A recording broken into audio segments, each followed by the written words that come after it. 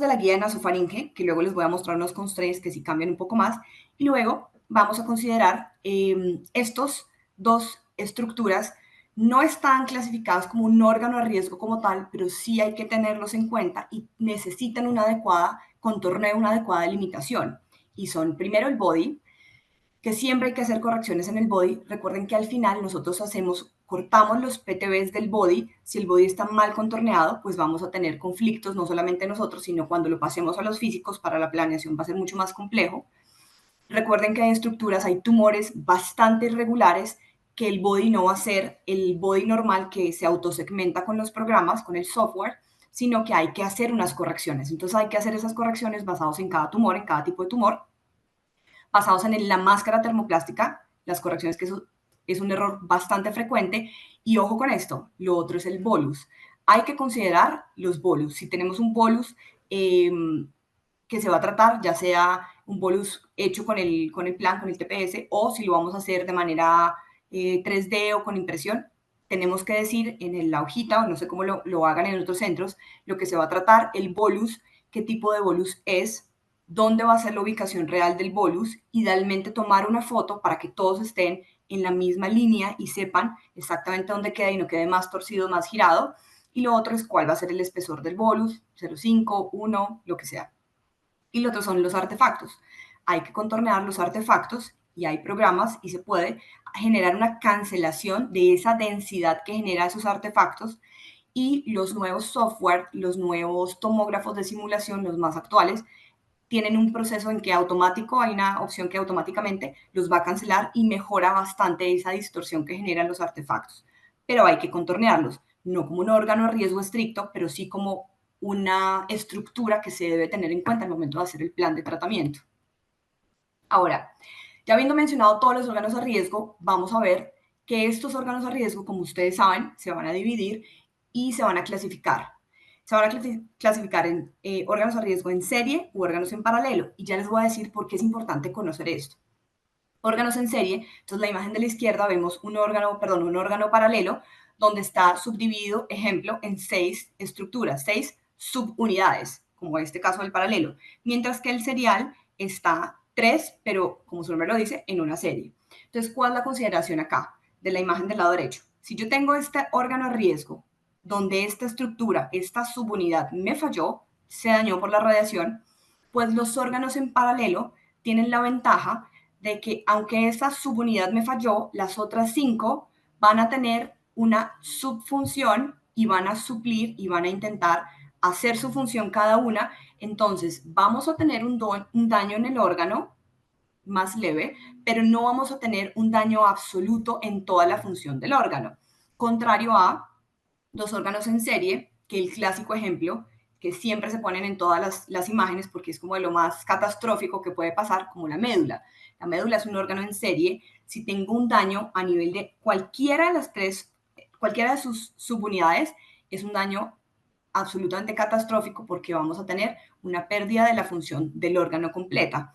Entonces, para efectos prácticos, en cáncer, en los órganos de cabeza y cuello, más o menos estos serían unos ejemplos de los órganos a riesgo y ya les voy a explicar la importancia de por qué conocer este concepto, no solamente en cabeza y cuello, sino en general en todos los tipos de cáncer. Entonces, algunos órganos en serie, encontramos la médula y la pongo de primera porque es de lo que siempre vamos a tenerle más respeto y más consideraciones.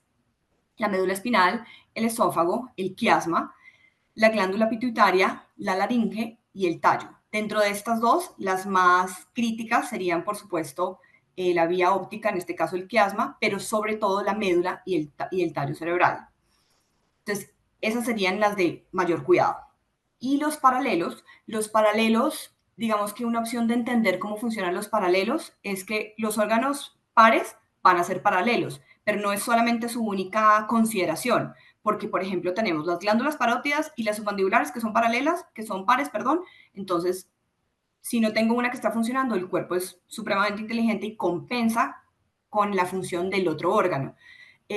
Los nervios ópticos, porque también son pares, el plexo braquial son pares, pero por ejemplo, el cerebro no es un órgano par, pero el cerebro tiene múltiples subfunciones. Como ustedes saben, el cerebro está subdividido en cortezas, en áreas que controlan esta zona, la parte motora, esta zona, la parte del lenguaje, etcétera, etcétera. Y si como pasa en una cirugía, en una neurocirugía. Extraen un tumor, queda un daño en esta zona, el paciente no puede mover la mano derecha, pero puede hablar y puede ver. Entonces, eso es lo que pasa con los órganos en los que se suplen otras funciones. Lo mismo con la tiroides, que como les mencioné, podemos vivir con solo un lóbulo de la tiroides, sí, sin problema, es frecuente. Lo peor que puede pasar es que genere algo de hipotiroidismo, que sería la falta de producción de hormona tiroidea, y habría que dar un medicamento. Y las glándulas lacrimales, pues porque son pares también. Entonces, todo esto lo llevamos a este punto más importante, entender el concepto de cuándo son los órganos en serie, que son los más críticos, que les puse ahí el símbolo de peligro, porque son los que más tenemos que tener en cuenta y con los que más tenemos que ser estrictos al momento de evaluar los constraints, es porque además así lo ponen en las guías, precisamente porque el daño es supremamente catastrófico. En esta guía de DANCA, que es una de las más famosas en cáncer de cabeza y cuello para evaluación de los constraints, esta puntualmente nos hablan en fraccionamientos de preferencia convencionales, y esto nos mencionan y nos van a dividir todos los órganos a riesgo por colores. Entonces vamos por colores de un rojo intenso, un rojo menos intenso, un amarillo o naranja, como lo quieran ver, y al final un verde. De verde a rojo vamos de menor a mayor severidad o consideraciones a tener en cuenta con cada uno de los órganos. Ellos dicen como absolutas, como las que deberían y como las más laxas. Entonces, aquí tenemos entonces las rojas, rojas, rojas, que están como en absolutamente a considerar y a no pasarnos. Entonces ellos dividen los órganos. Por ejemplo, empezamos por el tallo cerebral, una dosis máxima de todo el órgano a riesgo, menor o igual a 54 Grays, pero hay otro concepto que ya les voy a hablar ahorita, que es un PRB, que es un margen que se le da a ese órgano a riesgo para ser ligeramente más laxos en cuanto a, ligeramente es muy poquito, ligeramente más laxos en cuanto a lo que podemos permitir de máximo, ya hasta ahí, del constraint de este órgano. En este caso, con el PRB, que es este margen que damos a este órgano a riesgo, una Tmax menor o igual a 60. Aquí es importante, no me voy a tener en todas las consideraciones que se mencionan en cada uno, se las dejo ahí para que las revisen, obviamente por cuestiones de tiempo, pero ahí nos dicen por qué es tan importante cuidar esta parte. Aquí puntualmente es por el daño neurológico que tenemos. Les voy a mencionar estas dos puntualmente porque son las más críticas. Si tratamos con menor a 10 centímetros cúbicos este órgano de riesgo con una dosis máxima de 59 Grays, ya vamos a generar mínimamente un bajo riesgo de daño neurológico. Entonces, imagínense esto.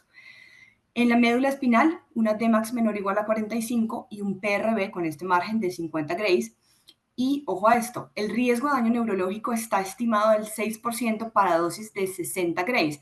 Y normalmente en un cáncer de cabeza y cuello, lo menor que prescribimos son como 54 Grays y lo máximo hasta 70 Grays. Entonces, imagínense pues, si con dosis de 60 Grays ya tenemos un riesgo bajo del 6% de daño neurológico, ¿cómo nos da con el resto de las dosis? Luego seguimos con otras que también son bastante críticas, pero no absolutas, que tenemos que considerar, y es toda la parte de la vía óptica. Esto incluye el quiasma y los nervios ópticos.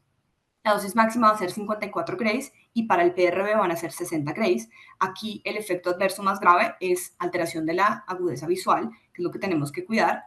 Luego seguimos con la parte posterior del globo ocular o el segmento posterior, una dosis máxima menor o igual a 45 y una dosis máxima menor o igual a 50 para el caso del PRB. Aquí se los voy a mencionar porque es que sí llama la atención y se menciona que se alcanzan a ver retinopatías con dosis tan bajas como 30 Grays. Ya les mencioné que lo más bajito que podemos dar en cabeza y cuello son desde 54 Grays, 50 pues en adyuvancias, pero hace rato nos pasamos por ahí, entonces con 30 Grays ya se puede ver retinopatías y eso es irreversible. La parte anterior del ojo, de max menor o igual a 30 y para el PRB menor o igual a 35, los efectos adversos aquí son bastante frecuentes, pero no son tan graves como conjuntivitis, ojo seco, catarata, etc. Con las glándulas lacrimales de media menor o igual a 25 Grays y para un PRB de media menor a 30 Grays, y el efecto adverso más frecuente es un síndrome de ojo seco. Con el cerebro es un poquito más laxo, por lo que menciono que no es un órgano en serie, sino un órgano paralelo que tiene más subfunciones. Entonces hay varias opciones, una Tmax menor o igual a 68 Grays o una dosis a 1 centímetro menor a 58 Grays. Aquí nos mencionan que ya tenemos un riesgo con una Tmax de 72 Grays, hay un riesgo de necrosis de 5% a 5 años y esto se traduce en deterioro neurocognitivo de los pacientes. Con las cócleas Las cócleas es importante mencionar que el efecto que se va a generar si no lo protegemos bien es pérdida auditiva, y ellos mencionan que incluso es importante saber que los pacientes de cáncer de cabeza y cuello, muchos van en concomitancia con quimioterapia, y dentro de los medicamentos de quimio, de los más aceptados hasta la fecha, son los platinos, y dentro de estos el cisplatino. Si ustedes revisan, el cisplatino es un medicamento que es altamente ototóxico, genera bastante toxicidad a nivel de los oídos, y esto se traduce en pérdida auditiva, sordera. Si a esto le sumamos el tratamiento de esta quimio más la radio y nos metimos a las cócleas, que tenemos una dosis media menor o igual a 45 o un D5% menor o igual a 55, y que aquí nos dicen en la guía que ya con dosis de 47 grays en un paciente que recibe esa dosis de radiación más la dosis de los platinos, vamos a tener una riesgo superior al 15% de sordera. Entonces, súper importante considerar por las cócleas. Luego venimos con el esófago, eso incluye toda la parte de esófago cervical, los músculos cricofaringios y la entrada cricofaringea, con una dosis media menor o igual a 30 grays. La laringe, que como les mencioné, esta guía lo divide en glótica y supraglótica, pero aquí para efectos prácticos tienen la misma dosis las dos, una dosis media menor a 40. La mandíbula, una Dmax menor o igual a 72 grays, y el riesgo mayor es la osteoradionecrosis. Aquí una recomendación muy importante. Siempre hay que revisar los puntos calientes en los planes al final cuando vamos a evaluar los planes de tratamiento, e intentar que el punto caliente esté en el tumor o cercano o en los sitios del PTB, y no en zonas de hueso como la mandíbula, por ejemplo, que es bastante frecuente que eso pase, o en zonas como el cerebro. No dejar esos puntos calientes en zonas de órganos a riesgo idealmente. Y la cavidad oral, aquí quiero mencionar una cosa, es bastante frecuente que veamos que cuando se va a tratar un cáncer de cavidad oral, se contornee la misma cavidad oral. Si el cáncer es en la lengua oral, por ejemplo, pues obviamente no vamos a evaluar estrictamente esa cavidad oral, porque ahí vamos a dar la dosis máxima del tumor, que nos vamos a ir hasta 70 grays probablemente. Entonces aquí tenemos una dosis media menor o igual a 30 grays para, ahí lo mencionan, para estructuras que no estén en la cavidad, involucradas en la cavidad oral, y el riesgo de los efectos adversos es serostomía, boca seca y mucositis. Al final tenemos las parótidas, que tenemos unas dosis medias menores o igual a 20, y ambas parótidas dosis medias menor o igual a 26. Tenemos los músculos constrictores de la faringe con una dosis media menor a 55, y se puede 55 en general los demás. La pituitaria, una dosis media menor a 20.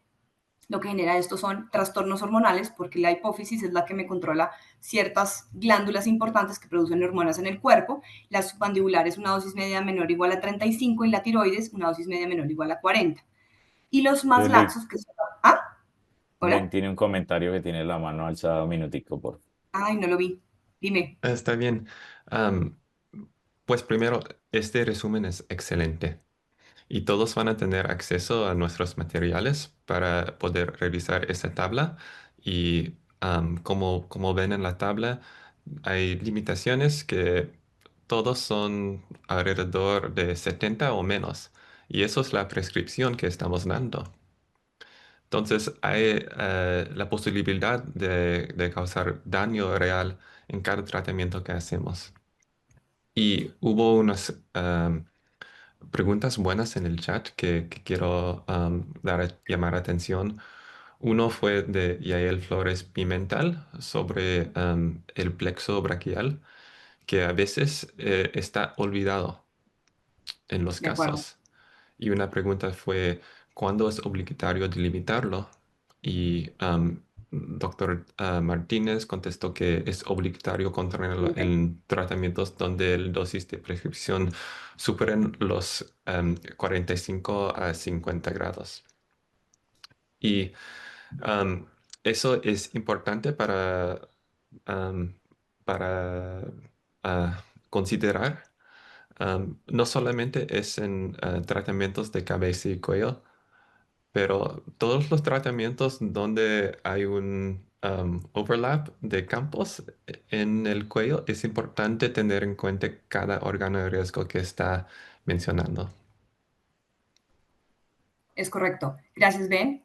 Como les dije, esto tiene más consideraciones que por cuestiones de tiempo, y para no ser monótono en este caso, van ahí en la guía. La guía está en la referencia al final, que es importante tener en cuenta. Y no me voy a detener en todos porque son bastante extensos. Finalmente, para terminar con esta guía, íbamos con la mucosa bucal, una dosis menor o igual a 30 Grays, y en la parte de los labios, dosis media menor o igual a 20 Grays. Aquí es importante mencionar la mucositis y la queilitis. La queilitis es la resequedad de toda la mucosa de los labios.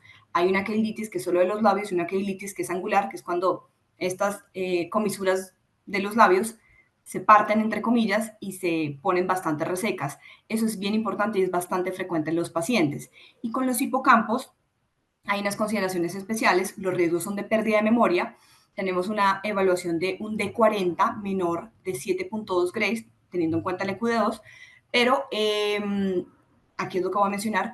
Con la parte del sistema nervioso central, esto no me voy a detener, se los dejo ahí porque lo van a tener en la presentación y al final, como les menciono, está en la guía. Esa guía que les presenté es la guía de ANCA, es el resumen de los constraints y tiene unas consideraciones, pues una guía mucho más extensa. Hay otras guías y simplemente quise traer esta tabla para dejárselas en la presentación y es una guía de nasofaringe. Yo les había dicho que cada cáncer tenía como una guía de delimitación tanto de los contornos de los PTBs como de los órganos a riesgo. Y estas simplemente se las quise poner acá porque, como les mencioné al principio, los lóbulos temporales no están en esta guía de ANCA, pero sí están en esta guía de cáncer de nasofaringe. Aquí podemos ver que ellos incluyen tanto para prescripciones de PTBs de 70 Grays, fraccionamiento convencional, como PTBs de 69-96, entre otros. Aquí lo mencionan. Y aquí sí nos hacen unas consideraciones especiales y unas dosis que varían ligeramente, que entre comillas son ligeramente más laxas, en la parte de todos los órganos del sistema nervioso central. Se las dejo aquí y se las dejo en la presentación al final. No me voy a tener en esto, pero sepan y conozcan que existen otras guías y que para la parte de nasofaringe es importante además apoyarnos con esta guía. Bueno, ese es todo el resumen de la guía. Entonces, ¿cómo vamos? Yo les dije lo del cuello. Pequeño pero peligroso. Vamos a continuar con la segunda parte. Y la segunda parte es acerca de los tumores y los volúmenes objetivos, algo muy puntual sobre los GTB y los CTB, las expansiones de los PTBs y la importancia del contornado adecuado. Entonces, simplemente esto es para que lo entiendan. Esta es la imagen más clara que tenemos de los contornos. Entonces, tenemos un GTB, que es el tumor macroscópico visible. Eso me va a incluir no solamente el tumor primario, sino también la enfermedad nodal. Los ganglios que estén comprometidos los vamos a incluir. Entonces, partimos del tumor primario. Y otra cosa importante para mencionar es que todo lo que diga GTB va a tener la dosis más alta de radiación en este caso. Entonces, es importante mencionarlo. Luego del GTB vamos a dar un margen, que es el siguiente, y ese margen que sigue es el CTB, que es el Clinical Target Volume, y es una enfermedad microscópica o es una enfermedad de riesgo. Si bien tiene menos dosis que el GTB, no es tan baja la dosis. Entonces, no nos podemos quedar tan tranquilos creyendo que es una dosis mucho más baja. Es una dosis más baja respecto del GTB, pero no muchísimo más baja. Entonces, es importante no dejar detrás estos márgenes y estos volúmenes que también van a recibir una dosis considerable. Y luego del CTB, pues vamos al PTB, que es el Planning Target Volume, y esto va a ser el CTB más otro margen que vamos a dar, y esto simplemente es un margen geométrico que va a incluir todas estas incertidumbres que vamos a tener en la entrega del tratamiento. Esto va a incluir el posicionamiento de los pacientes, todas estas variaciones, los movimientos de los órganos y los errores geométricos durante cada tratamiento. Y aquí viene otro concepto que ya les había mencionado por encima de la guía, que les dije que los constraints los evaluábamos en órganos a riesgo, pero que teníamos una posibilidad de al mismo órgano a riesgo dar un margen para proteger más ese órgano a riesgo y para nosotros ser un poquito más laxos en cuanto a esas dosis de tolerancia de cada órgano. Y este volumen se llama PRV, que es el Planning Risk Volume, y es órgano a riesgo más margen. Así como está la imagen, es así como funciona. Tenemos el tumor con todos los márgenes, que ya decimos, y un órgano de riesgo X cualquiera que está supremamente cerca del órgano a tratar y que vamos a dar ese margen para tener en cuenta esos movimientos internos y para que podamos evaluar de mejor forma el órgano a riesgo con los constraints que les mencioné, sobre todo en órganos a riesgo en serie, que son los más críticos, y en órganos a riesgo de volúmenes muy pequeños. Entonces, para la limitación, esto no es el tema puntual grande de la charla, simplemente mencionar que esta guía, que es la que les he venido desarrollando durante toda la presentación, nos menciona una regla muy fácil y muy clásica, y es la regla del 5+5. Quiere decir que vamos a dar una expansión racional del tumor primario del GTB, vamos a dar 5 milímetros al CTB primario, y del CTB primario vamos a dar 5 milímetros más al CTB primario, y, perdón, al PTB. Y lo otro que tenemos que tener en cuenta es, esto es una regla, no todas las reglas, es una regla fácil de entender, pero no es algo estricto. Eso es más o menos que es la forma más fácil de comprenderlo, pero hay que tener en cuenta que cada caso es absolutamente individual y que cada GTB a cada CTB depende del sitio específico que vamos a tratar. Hay ciertas zonas que requieren mayores expansiones que otras y eso depende de cada subtipo de cáncer. Pero básicamente, para entenderlo, es una regla del 5+5 que damos esos márgenes. Respecto al PTB y las expansiones del PTB, lo mismo, aquí nos mencionan 3 PTBs, porque en este caso estábamos hablando de un fraccionamiento en donde tenemos en cuenta 3 volúmenes, un volumen de bajo riesgo, un volumen de riesgo intermedio y un volumen de alto riesgo. Todos estos corresponden a esos márgenes de los CTBs, en donde vamos a considerar la localización de los campos, la inmovilización de los pacientes y la radioterapia guiada por imágenes, que es la IGRT, esos CONVIN que hagamos diarios para evaluar a los pacientes, en lo posible, pues, que sería lo ideal. Entonces, todas esas expansiones van a depender, y también otra cosa importante a considerar es que hay veces los centros, cada centro puede considerar que aquí vamos a dar PTBs de tanto porque tenemos unos errores de localización de los campos, unos errores de posicionamiento, etcétera, y que por eso vamos a hacer un poquito más extensos, más estrictos con los PTBs. También tiene que ver con los centros, pero básicamente 3 a 5 milímetros es un promedio mínimo aceptable. Lo que les mostraba el PRB, entonces aquí se presentan situaciones. ¿Qué hacemos entonces cuando tenemos un órgano a riesgo que está supremamente cerca del PTB? Ya se los había mostrado, lo que vamos a hacer es, depende, dos cosas. Uno, intentar dar un margen, un PRB, para ver si con ese PRB, por ejemplo, en la imagen que les estoy mostrando a la izquierda, tenemos un PTB de toda la zona nasal que se extiende y contacta estrictamente con el tallo cerebral. Entonces, en ese ejemplo, se dio un margen, un PRB, se evalúa el plan de tratamiento, se evalúan los constraints, si cumple y es seguro, pasa. Y si no cumple y no es seguro, pues entonces hay que evaluar. Si son órganos en serie de los que están descritos de la forma absoluta para tener en cuenta, pues eso no debería pasar, no debería aceptarse por los riesgos tan altos que tenemos y los daños catastróficos en estos órganos, especialmente los órganos en serie. Por eso les estaba mostrando y enseñando que cuál es la importancia de conocer cuáles son en serie y cuáles son en paralelo. Contrario a esto, tenemos otros casos donde, por ejemplo, este es un ejemplo muy clásico y muy típico de un contorneo de los hipocampos, donde se protegen los hipocampos para que no reciban toda la dosis prescrita de la radiación. Entonces es un poquito más laxo, es un poco más fácil de tener en cuenta. Cada caso es absolutamente individual. Esto se tiene que revisar desde la consulta con el paciente, sabiendo cuáles son los posibles efectos adversos que puede tener, luego hablando el plan con los físicos, luego hablando si cumple los constraints y dándole la prioridad a los órganos que realmente hay que darle esa prioridad. Tenemos que tener en cuenta que los errores en el contorneo, no solamente de los PTBs, sino de los órganos a riesgo, nos van a generar un impacto negativo en todo el resto del proceso. Es como una bolita de nieve. Si aquí me equivoco, aquí lo empeoro y terminamos con un plan de tratamiento mal, con una falta de cobertura del tratamiento de radioterapia. Entonces, por ejemplo, en esta imagen tenemos un ganglio que se quedó por fuera del campo de tratamiento. Entonces, ese ganglio, recuerden que hace parte del GTB porque es tumor macroscópico visible. Ese ganglio debería estar incluido y debió haber recibido toda la dosis mayor del tratamiento. Efectivamente, si hay un error, pues quedó subdosificado. Y si además en ese mismo plan vemos que esta estructura que está señalada con la flecha, que supongamos que ahí se creyó que eran las parótidas, obviamente esas no son las parótidas, y no nos dimos cuenta, se contorneó, luego contorneamos los PTBs, en el afán no nos dimos cuenta, no lo revisamos, pasó al físico, el físico tampoco lo vio, evaluamos que las parótidas cumplían perfecta, por supuesto, porque no eran las parótidas, porque si pueden ver en ese plan, pues el PTB está en contacto con la parótida, están metidas en la parótida. Entonces, vimos que el plan estaba normal y pasó el plan. ¿Qué pasa con este paciente? No evaluamos adecuadamente las parótidas, el paciente, y es uno de los efectos adversos más frecuentes que vemos en la consulta, la serostomía, la boca seca, no solamente a corto plazo, sino es un efecto a largo plazo. Entonces, miren todo lo que se genera un error en el contorneo de los pacientes Y esto, por eso somos un equipo de trabajo, porque es que cuanto más revisiones tenga un plan de tratamiento, tenemos que intentar disminuir el margen de error humano normal que lastimosamente tenemos. Entonces, si trabajamos en equipo y alguien se da cuenta de un error y lo podemos frenar, pues evitamos que todo esto suceda. Otro error muy frecuente que les mencioné es cuando se contornea el órgano donde está el tumor, ejemplo en este caso la laringe, es un tumor de laringe y se contornea como órgano a riesgo.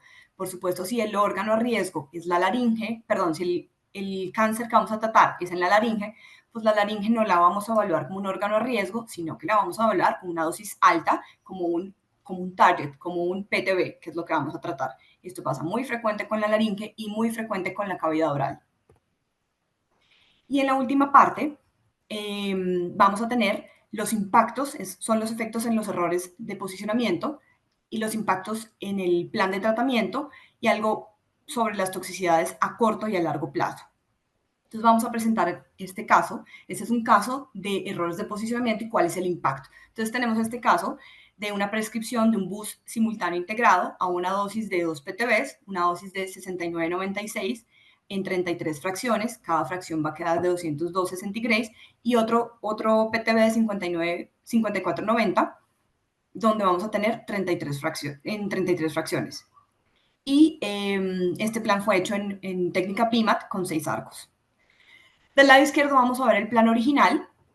Ahí está la cobertura. Vamos a ver que tiene una dosis máxima de 76,62, una dosis mínima, una dosis media. Y del lado de la derecha vamos a ver un plan con 0,5 girados hacia el lateral izquierdo, con un error de posicionamiento lateral izquierdo de 0,5 centímetros. Entonces ahí quiero que vean muy puntualmente la cobertura del 70% de la isodosis que está comprometida, y lo que pasa es, quiero que ubiquen la médula. La médula espinal en el plan original está con una curva, pero miren lo que pasa con esa curva a nivel de la médula. Tenemos más dosis hacia la médula y hacia la parótida del lado izquierdo. Como lo ven acá, se metió más con ese error de posicionamiento, dimos más dosis a la parótida aparentemente y se mete más hacia la parótida del lado izquierdo. Entonces, ¿cómo se vería el plan finalmente? Esto es simplemente para mostrarles cuando evaluamos el plan de tratamiento, cuando se evalúa cómo quedan se están comparando los dos planes, cómo queda la cobertura que está comprometida ya, esa cobertura, ese PTB, los PTBs ya no están cubiertos como antes, se compromete esa cobertura del plan de la dosis. Luego nos van a empezar a mostrar todos los órganos a riesgo. Simplemente aquí lo que nos están mostrando es la dosis de parótidas, que son las blancas. Luego vamos a ver las dosis de la médula espinal. Ahí les pusimos abajo. Con la dosis de la médula espinal teníamos hasta 45 grays. En el plan original nos llegaba el constraint, la dosis máxima en 44,61. O sea, cumplíamos si la máxima es 45. Pero con el plan contrario, lo que se ve es que nos subimos a una dosis de 50,46 grays. O sea que nos pasamos, esa médula espinal estrictamente ya no cumpliría ese constraint. Mira lo que se nos subieron en grays.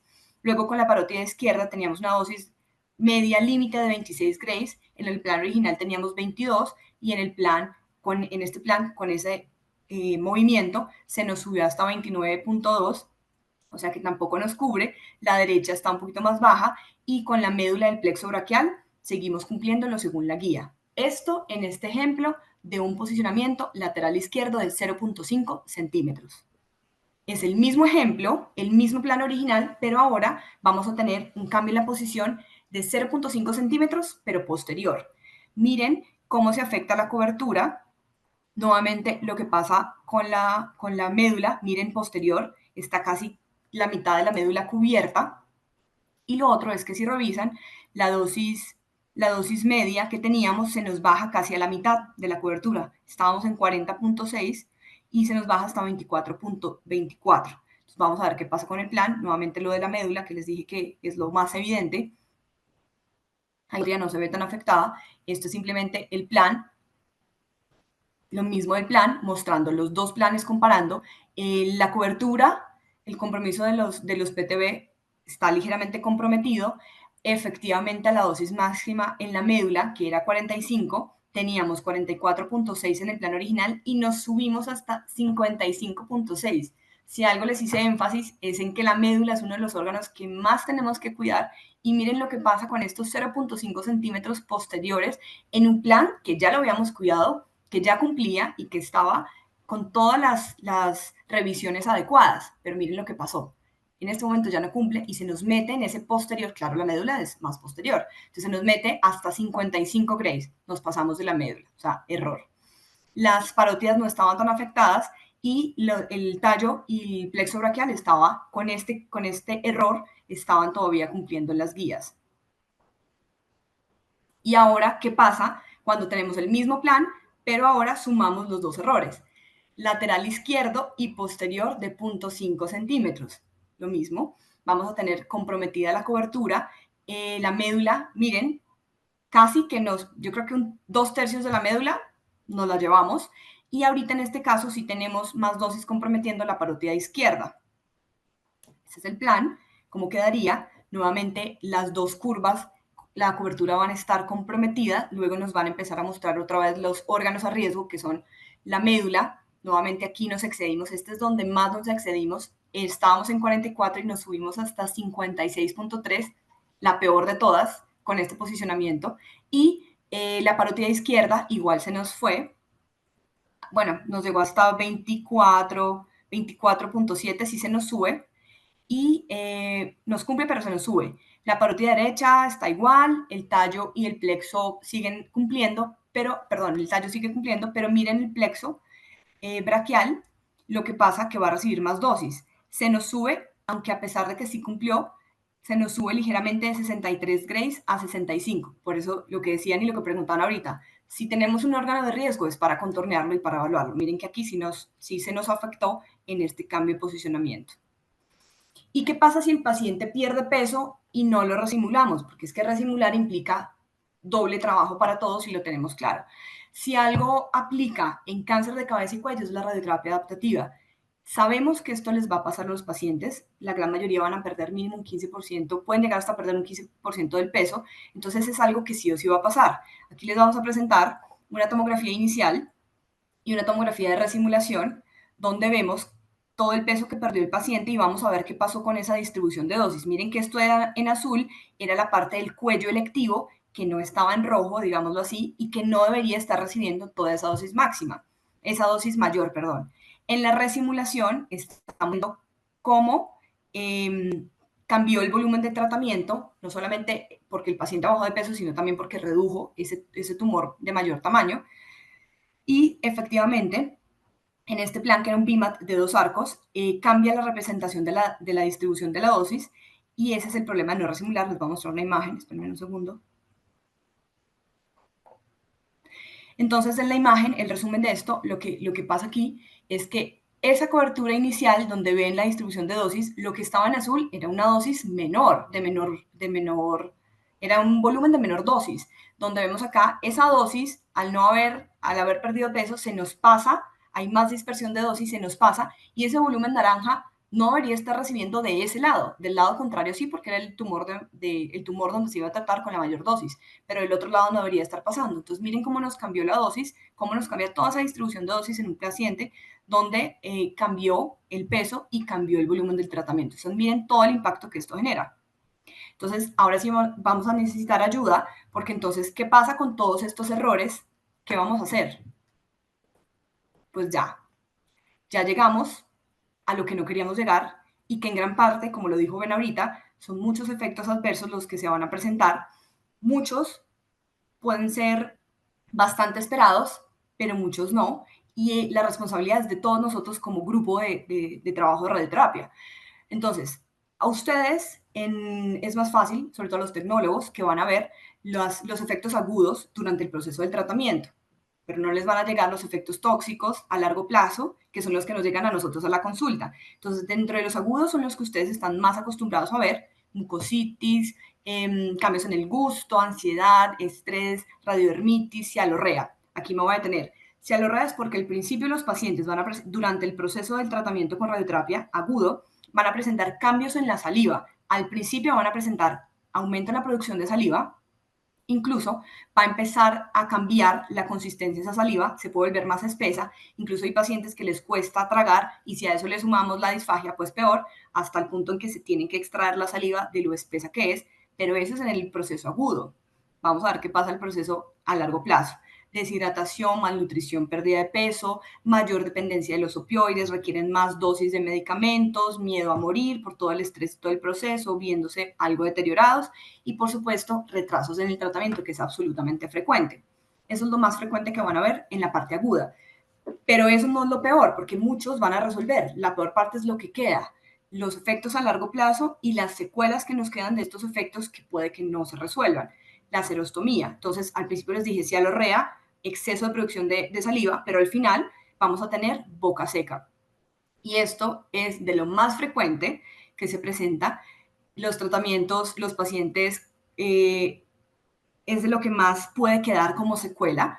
A pesar de esto, tienen que mantener hidratados con un tarrito o algo. Disfagia, trastornos para la alimentación por el daño directo en los músculos constrictores de la faringe, riesgo de neumonías aspirativas, dependencia de tubos de alimentación por la nariz o por la boca, sonda nasogástrica o sonda orogástrica, fibrosis a nivel del cuello, dolor crónico a nivel del cuello, linfedema, que es la hinchazón crónica del cuello, alteraciones dentales, caries, osteoradionecrosis, estenosis de la carótida, que al final esa esterosis carotídea puede llegar a un riesgo aumentado de ACV, estallido de la carótida, pérdida auditiva y pérdida visual. Son todos estos los efectos adversos que a largo plazo se pueden presentar, que también son responsabilidad de todos y responsabilidad en disminuir la posibilidad de que estos efectos adversos se presenten. Vamos con la última pregunta para todos. Entonces, ¿cómo hacemos para prevenir la serostomía? Que les acabo de decir que es esa disminución en la producción de saliva. Entonces, uno de los efectos es cuál sería la forma correcta de dibujar o contornear la glándula submandibular. A, B, C o D. Es importante también mientras vas votando que por temas de tiempo la mayoría de las preguntas las estamos respondiendo en el chat, tanto Ben como yo. Mientras tanto, Julia, hay una pregunta, si quieres responderla en vivo. ¿En qué momento entonces es pertinente que hagamos una resimulación en los pacientes de cabeza y cuello? Esa pregunta es Tratemos, súper... Uh-huh. Dime. tra- tratemos de responder las preguntas en el poll si es posible para nosotros poder rastrear el chat con las preguntas adicionales. Muchas gracias. Mientras termines de responder la pregunta del poll, la tercera pregunta, entonces, ¿en qué momento? Esa es una muy buena pregunta y eso depende estrictamente de esas verificaciones diarias que hacemos con el CONVIN. Las causas más frecuentes de resimulación, la más frecuente, sin lugar a dudas, es la pérdida de peso del paciente. Si el paciente ha perdido, si vemos la imagen en el CONVIN y el PTB se nos está saliendo por fuera del campo de tratamiento, independientemente que no sepamos de manera cuantificada cuánto ha perdido de peso el paciente, si el PTB ya está por fuera, eso es una indicación de revisarlo entre todos, con el físico y con el radiooncólogo, y revisar si efectivamente ya estamos por fuera y tenemos que resimular, que es lo más probable. Y más si sabemos, si el paciente viene y entra a la terapia y le dice, es que he perdido 6 kilos. 6 kilos, 5 kilos es un valor considerable, más del 15% es bastante frecuente que lo pierdan y es una indicación de resimular, pero estrictamente son los cambios en el tamaño del volumen, que baje el tamaño o que crezca, porque esa es la otra historia triste que puede pasar. No solamente que lo que esperamos y lo que más pasa afortunadamente es que el tumor reduzca el tamaño durante el proceso del tratamiento, después de la mitad de las sesiones. Si reduce el tamaño, entonces esa es una indicación, o si creció y contrario, el PTB va a estar muy por fuera, se nos sale y no estamos cubriendo adecuadamente el PTB, sería otra indicación de resimular. Otra cosa importante en cáncer de cabeza y cuello. Un paciente que estaba en tratamiento, ejemplo puntual, una laringe que no se había operado y no tenía traqueostomía. El paciente llegó y resulta que se recibió la sesión el viernes, por ejemplo, paró el fin de semana y el lunes llegó con traqueostomía. Pues si tiene traqueostomía nos toca resimular. Si tiene algún cambio nuevo, esa es otra indicación de resimular al paciente. Perfecto, Julie. Y otro punto importante es que obviamente cabeza y cuello creo que es de las localizaciones que más nos consume recursos, ¿cierto? En términos de tiempo de contorneo, planificación, adaptación, etcétera. Entonces, ¿cuál sería la recomendación mientras yo hago esa adaptación offline? Porque ya sabemos que tenemos máquinas en este momento para hacer adaptaciones online en los pacientes que requieran algún cambio, pero si yo no tengo esa tecnología en este momento, ¿cuál sería la recomendación mientras yo hago la resimulación, la contorneo, la trabajo, etcétera, para ese paciente? Seguirlo tratando. Paramos. Exacto, listo. Hay que seguirlo tratando. Perfecto. Ese paciente no puede parar el tratamiento porque les dije que uno de los efectos que vemos es el retraso en el tratamiento porque los pacientes paran por mucositis, por lo que sea. Pero si nosotros además lo paramos por eso, vamos a tener efectos en contra. Entonces el paciente no para el tratamiento, se resimula, se ubica de la mejor forma posible y actuamos todo rápido en hacer el nuevo plan y continúa el paciente. Es correcto. Perfecto. Ya está. Estoy compartiendo los resultados de la encuesta. Perfecto. Entonces, la tercera pregunta de cómo disminuir esa posibilidad de acerostomía. Entonces, ¿cuál era la forma correcta de contornear la glándula submandibular?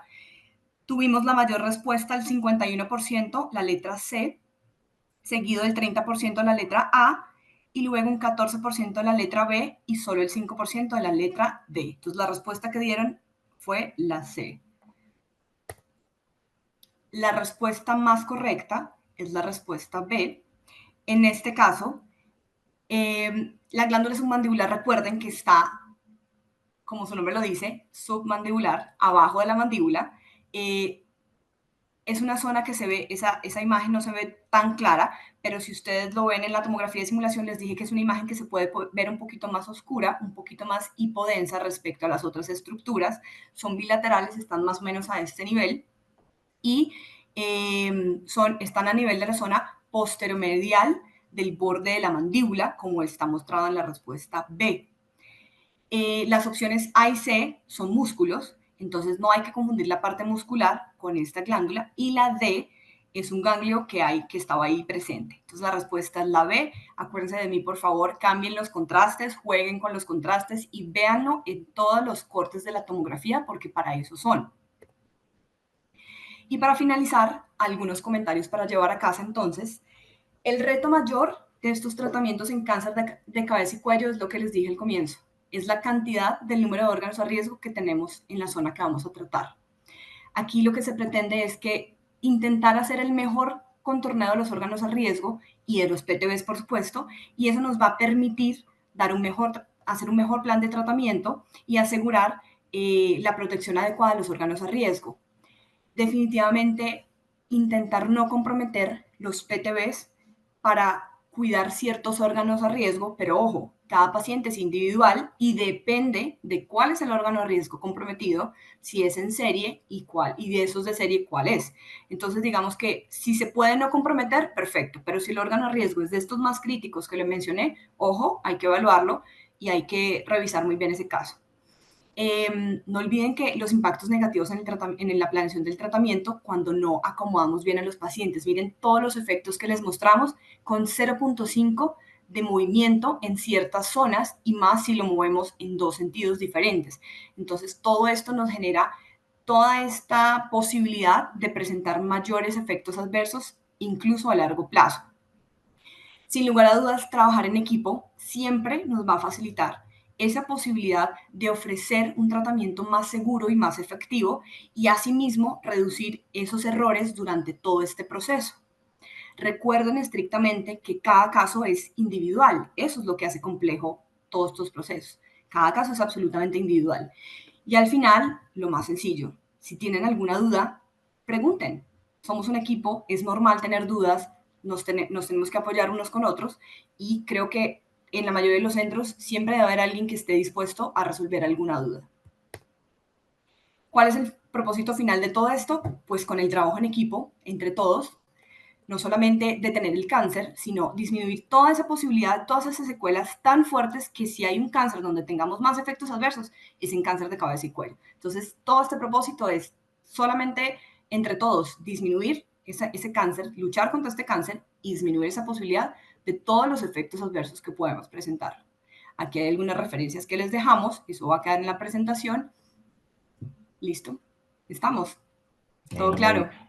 Mil gracias, Julie, por esta maravillosa presentación. Realmente un gran trabajo. Felicitaciones.